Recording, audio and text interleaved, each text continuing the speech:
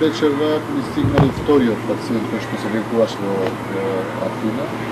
Се работи за 22-годишно момче, Ангел Никев, кој што е во супер состојба, многу добра, излечена состојба, меѓутоа по протоколи ќе мора да биде хоспитализиран во пластична хирургија, од кај што е испратен за лекување во Атина, во Грција.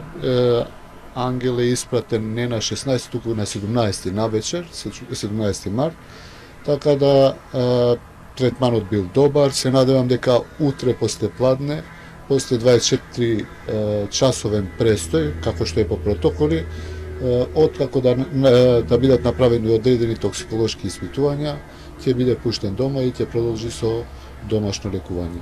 Продолжува процесот на репатриација на пациентите, но и на нивните семејства. Ангел е вториот пациент кој што се врати во државата заедно со неговите двајца родители. Вечерва продолжува овој процес. Четворица пациенти се враќаат од Шпанија.